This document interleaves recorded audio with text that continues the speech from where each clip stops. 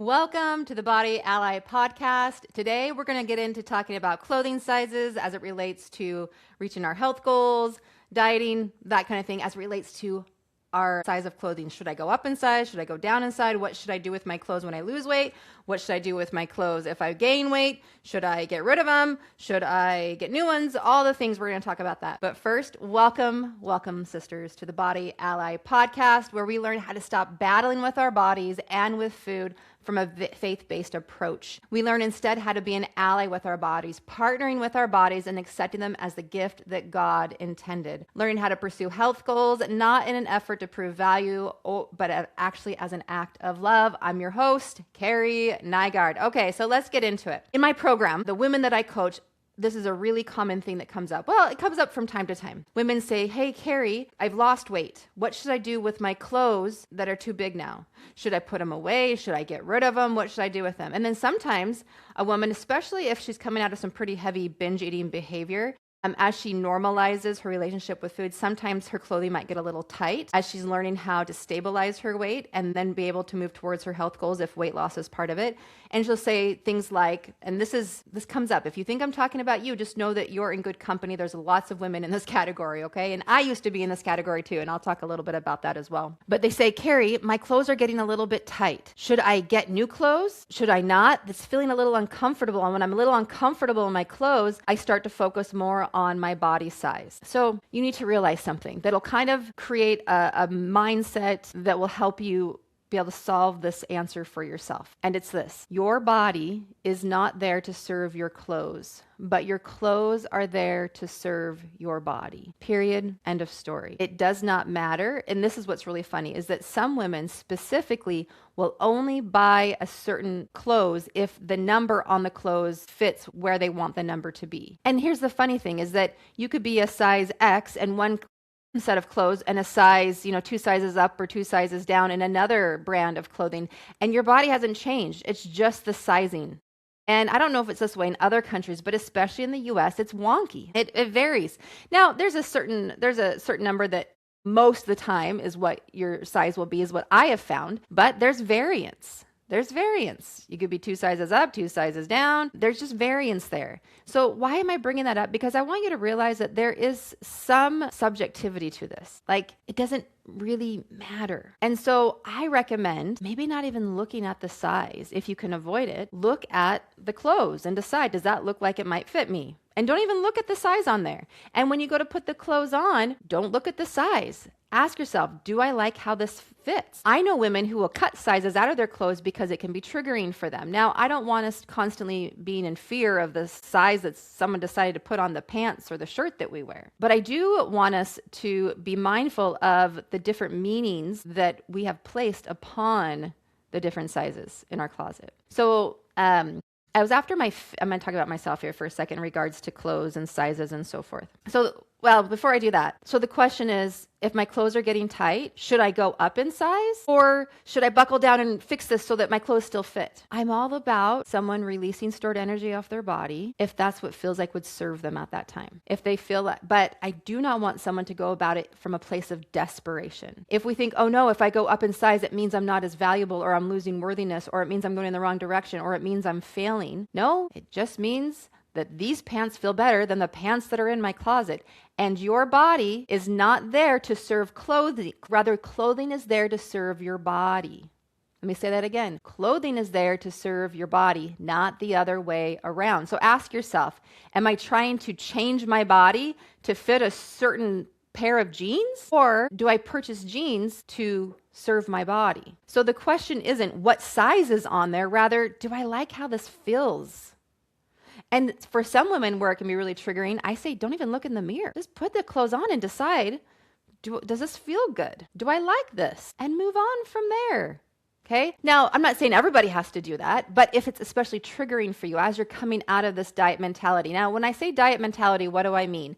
I mean, when you think in terms of that I'm gaining value, I'm becoming more acceptable, more worthy, more valuable if my body's smaller. And if my body's gaining in mass or in size, then I am losing value as a person. I'm losing my acceptability, my worthiness, my acceptance, all those things. You have been created by an infinite, powerful, all-loving God. And your body was given to you as a gift so you could sojourn throughout time here on this earth. Now, I know that sometimes there's different diagnoses and experiences with our bodies that don't feel like a gift. I get that. And sometimes coming to a place, I think at least at one point or another throughout everybody's life, they'll feel awkward or uncomfortable in their body. And for some people, they feel that way often. However, regardless of about your thoughts or feelings about your body, every single good thing that has come to you in this life has come to you because of your body. If you didn't have a body, you wouldn't be here. Any relationships you cherish, any joy, any like moments of humor and laughter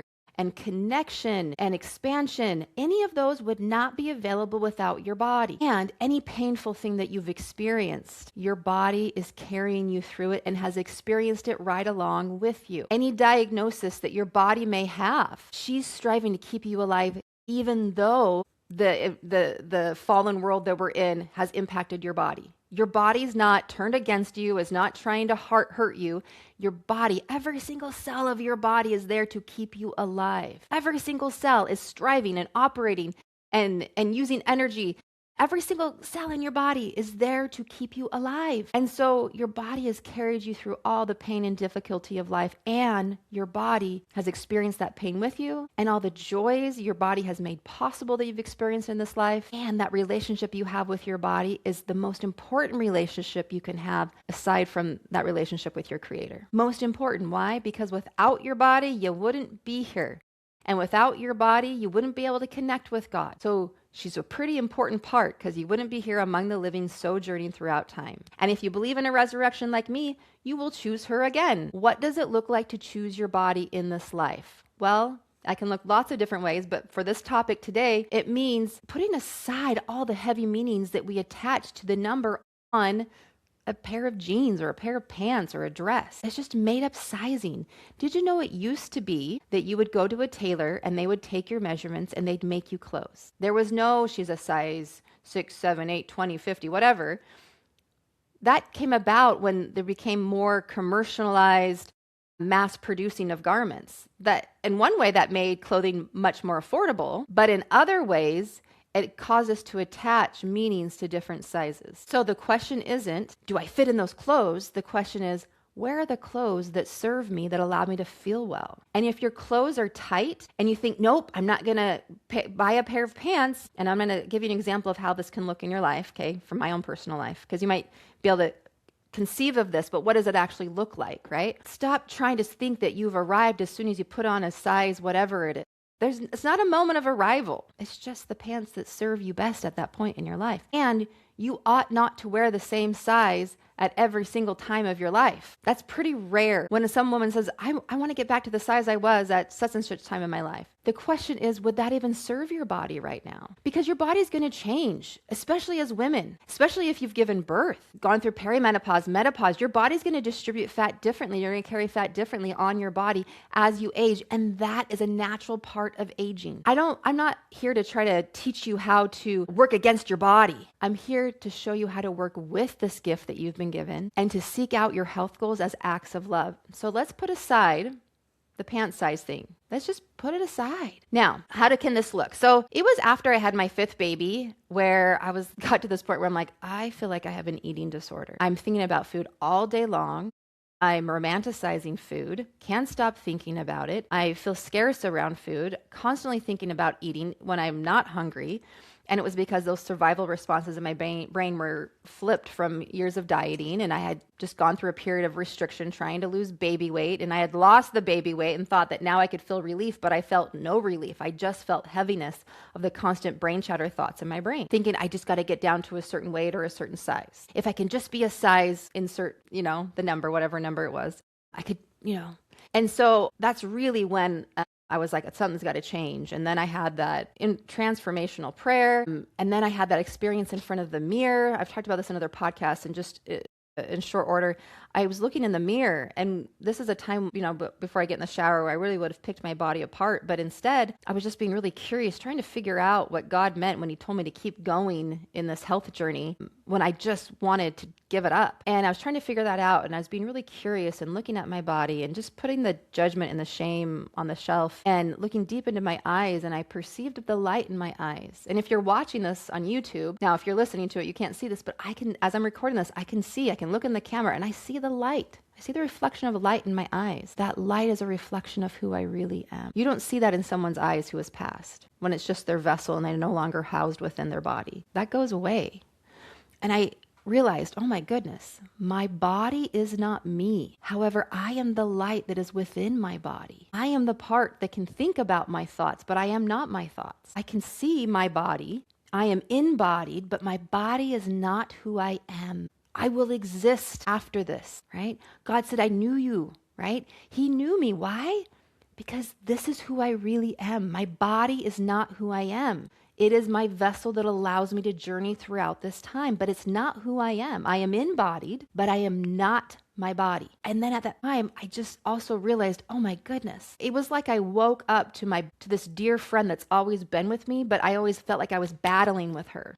I always felt like my body needed to change so that I could feel the way I wanted to feel in this life. Very toxic, by the way. If you played that out in a relationship with anyone else, right? If you could just change, then I would get to feel right in the world. I mean, if you said that to one of your children, if you could just be different, then I could feel good about me being a mother. Like, so toxic. Yet that is the lines that we speak within our minds to our bodies. If you could just change, then I could finally feel settled in life. I hear this all the time. Lots of women say, my life's really good. If I could just get the weight thing figured out, if I get just this health goal figured out, then I can finally feel settled in life. So let me get this right. When we think this is, somehow this is virtuous way of thinking, but really, we're going to put all of this ability to feel settled and good about our life based upon a health goal. I realized that my body is not me, but she is my partner in life. When I realized that, I changed. I stopped weighing myself and looking at the number, deciding if I was going to wear something fitted that day or not.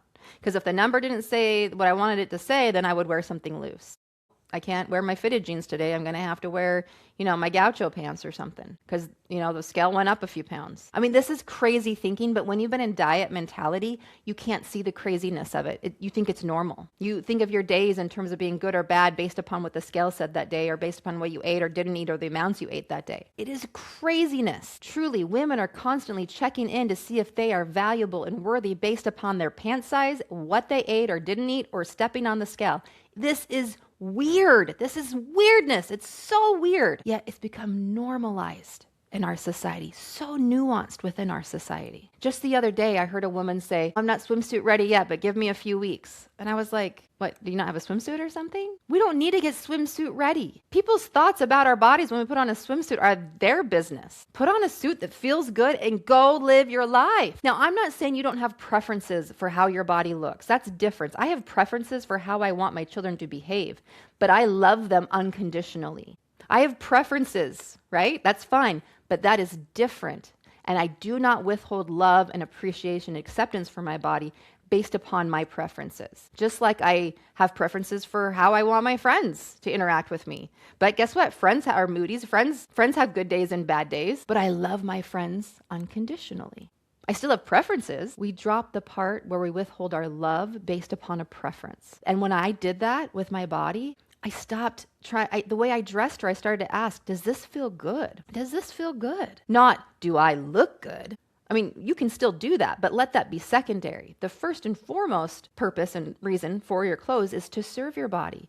Does this feel good on my body? And here's the thing. So should you go up in pant size if your pants feel tight? My answer is yes. And so this is how it looked for me. And I'm going to talk about this. So after my fifth baby, I went through this whole change of paradigm shift, coming out of diet mentality, viewing and rediscovering this relationship with my body again. The world looked so different. And then I had baby number 6. And I knew that I wanted to release some stored energy off my body, some fat, some adipose tissue that I had gained while I was, growing this body inside of me. That's a normal function, right? Women gain fat And that's helpful in producing and growing a whole body within you. Okay. I wanted to release that, but I did not want to do it with diet mentality. And so I had used all the school skills and tools that I had picked up and practiced before I got pregnant. And I had been practicing them through my pregnancy as well. I listened to my body. I listened to my hunger and fullness cues. I learned how to listen to what really fuels my body, right? I allowed my body to get hungry and then I would eat. I wasn't in a constant state of eating all the day long. I wasn't like starving and then binging at night. I was listening and fueling my body, making little tweaks and shifts. I would document, I'd write down, different foods that felt good, and I would kind of plan ahead what I was going to eat. Didn't follow it perfectly, but it helped support me. And I'd make little tweaks. I would increase my protein. I'd increase my fiber, made little tweaks over the course of a few months. And eventually I lost the weight. And not only did I lose the weight, but my pants started to get loose. And I was just following what I had learned about listening to my body and what I had discovered through inspiration, but also through good mentors and good information as well, and inspiration, all the things combined. And I was like, my pants are getting loose.